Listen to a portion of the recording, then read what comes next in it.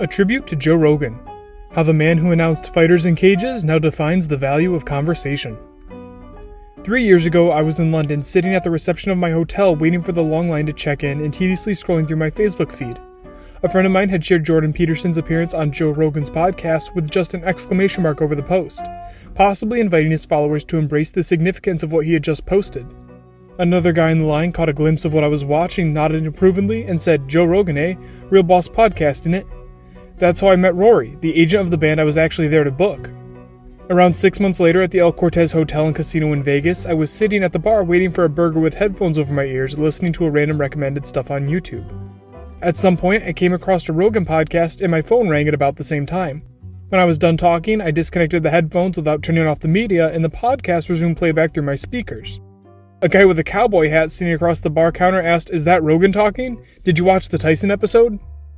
We talked and drank at the bar for most of that evening, talking about boxing, horses, and somehow India. A year after that, in 2019, I was in LA, sweating on a treadmill at a gym in Los Feliz, listening to Rogan and Travis Walton discussing alien abductions. The guy taking a break on the next treadmill looked at my phone and said, "Rogan, huh? I love that dude. My friend is like a regular there." Turns out, his friend was Greg Fitzsimmons, a well-known stand-up comedian and actor and a very frequent guest of the podcast. Well, and the funny thing is, like, I don't get the sense this guy is on a chat room talking to other guys that stuff ground beef up their asses. This is his thing. Right. The Joe Rogan Experience podcast started in 2009 by Joe Rogan and Brian Redband at Joe's house and first sponsored by a sex toy company was, at first, just two people sitting in front of laptops and bullshitting. In January 2013, the podcast videos started appearing on YouTube and were regularly reaching hundreds of thousands of views, which became millions by the 1000th episode in 2017. By then, it had already become the most downloaded podcast on the planet. Besides the numbers, however, JRE holds a very special place in American media. Not only is it often called one of the last bastions for civil discussion in the mainstream of contemporary America, but it is also one of the last spaces where masculinity is not automatically associated with toxicity, and where men and women are not hesitating to engage in a sincere conversation about what they think and how they feel about things in their life. And to navigate the conversation while evading landmines of omnipresent political correctness, without feeling further animus between polarized sides and while engaging them in discussion, is no small feat. You take someone like me, who probably has none of that, and you juice me up to his level. Is that cheating? I mean, it is, right? I don't know. The right place, the right time, the right people. In 2020, CNN described Rogan as libertarian-leaning, but at the same time, a recent essay in The Atlantic concluded that he might be America's next authoritarian leader to fill Trump's shoes. To some people, he is a pure centrist or an ANCAP. He openly supports free speech, LGBT rights, and universal health care, and at the same time, he's an advocate of the Second Amendment and gun rights that constantly criticizes cancel culture, has occasionally endorsed both Bernie Sanders and Donald Trump, and has been accused of the left by having transphobic, Islamophobic, and racist views. However, to an array of intellectuals, scientists, martial artists, musicians, politicians, and comedians, as well as millions of its fans, he's just a curious guy who is always up to discuss things that he might not even fully understand, and who's always ready to put himself in other people's shoes in order to better understand their point of view. Also, their musculature, did they look like smooth, like they had no clear muscles? Yeah, they were pretty smooth. You can't paint a picture of stereotypical Joe Rogan listener because they come in all shapes and from everywhere around the globe. And if there's one shape that Rogan can effortlessly morph into, it's exactly that Everyman form that provides the hypnotic and ego-free conversations where his guests feel secure enough to open up about the most delicate things in their life. Like Lance Armstrong talking about the doping scandal, Ari Shaffir discussing his mental health issues, Kevin Smith crying over his dog's death, and Nick Yaris remembering the horrible things he had to go through in prison in order to survive. So it was horrible. Like I told you, the first 2 years of my sentence, every day I kept my mouth shut. The level of sincerity that characterized some of these conversations makes it almost impossible to go there just to self-promote and try and look cool. The contrast will be spotted instantly and people will know it. But the man part in Everyman is definitely highlighted here. It's no secret that the podcast primarily caters to men. Men are the primary audience, and majority of conversations are oozing with male perspective. However, besides being a genuine safe space for bro caving and quintessential discussions about whether a gorilla is stronger than a bear and how wild 90s Boston bar fights were, men here also talk about things they seldom talk about if they know that someone's listening. Not a common trait to perform in today's America, and that has proved increasingly irritating to the people who believe that when discussions are forcibly suppressed and hushed in the dining room rather than ceasing altogether, they simply move to the kitchen and basement. A major part of those talks revolves around masculinity, but it's far from being toxic. "It's okay to cry," says Rogan to one of his guests who apologized for getting too emotional. "I cry all the time," he said, and it really does happen on some episodes. Tyson Fury and John Jones, arguably the world's cockiest fighters, have discussed their severe self-confidence issues and states of acute depression with hundreds of thousands of people listening live.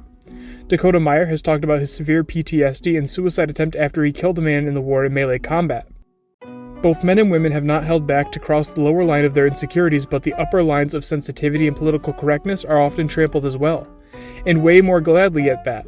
Any 15 minutes from an episode of Joe and Bill Burr puffing cigars and talking is more than enough to give a heart attack to some people on the far left, or the right for that matter, much like how Elon Musk puffing his first joint there must have given a mini heart attack to Tesla shareholders. I mean, it's legal, right? It's totally legal. Okay. How does that work? Do people get upset at you if you do certain things? The amplitude and diversity of his guests and what they represent is what makes Rogan unique. There is no other host on the planet that can approach Edward Snowden, Mike Tyson, Steve-O, Bernie Sanders, Dan Blizzarin, Alex Jones, and Sam Harris with the same engagement and curiosity, and as a consumer, that's kind of hard to resist. Remarkably calm all the time. Yeah. Like he just seems always like on this one plane. Yeah. He's got like this like 55 beats per minute that he just Yeah. stays at all the time. Yeah. Live your life like you're the hero of your own movie. To an outside observer, it might seem that Rogan has simply made the right bets in his life and that is what caused his upward spiral, beginning as a moderately successful actor in the Fox sitcom Hardball, then becoming an MMA commentator right before its meteoric rise, accepting an offer to host the American edition of Fear Factor during the peak of its popularity, starting to do stand-up shows when the comedy community was just about to flourish, and making friends with the next generation of superstars. All along that path, however, the amount of hard work and consistent effort he poured into everything he did has become legendary. From his early teenage years when he first picked up martial arts and went down that path, the resilience and self-motivation that accompanies his life story has been so vivid that it has often proved to be contagious to the people around him. Like to Joni Diaz, who often talks about how Rogan motivated him to get out of the black hole of addiction and to get into comedy, and other men and women from all over the planet responded to that. Most of us respond to films where hard work pays off in the end, and in Joe's case, it's not a film but a TV series that has been going on forever. One of the most fascinating lessons I've absorbed about life is that struggle is good, he has repeated over and over again. I love a success story, but even more than a success story, I like a dude who F's up his life and gets his life together again story. And that stubbornness has paid off big time with the podcast. It took over 1,000 episodes of it getting slightly better with each episode to get it where it is now. He didn't listen to radio professionals who said episodes need to be shorter at around 15 to 20 minutes, or that you must release episodes on the same day at the same time, or that you have to monetize and promote your podcast in every way possible. He did not look for shortcuts, for those magical transitional moments to stardom, but went through the hard way with the passion, patience, and persistence of a real hard worker, and boy has it paid off. So, as far as endurance, yes. Now, capabilities of the plane, most fighter planes have a G capability of 9 Gs, and that's, times the force of gravity. The present value of the impact of the JRE podcast has become especially clear when he signed a multi-year licensing deal with Spotify worth an estimated $100 million, making it the largest licensing agreement in the history of the podcast business. And to this day, Rogan is always pumped, always trying to squeeze the best he can from the moment. And really the time when he seems the most relaxed and chill is during the podcasts. There, he mostly listens, but as Glenn Greenwald brilliantly put it, with every word he says, you can feel the sincerity of someone doing their best and not always succeeding to understand the world and all of its complexities. And in a world of scripted orthodoxies and partisan dogma, it's easy to see why it resonates for millions. Amid the growing deficit of humble dialogue in the United States and all over the world, where comedians are booed off stage by college kids for sharp humor, forced narratives, and are often shoved down people's throats, and engaging discussions are getting more and more scarce, Joe's eyes-wide-open, curious kid personality, combined with numerous stories of personal success under his belt, leaves little space to wonder why his podcast has been so cathartic to vast numbers of people, and the author can say that they're certainly one of them.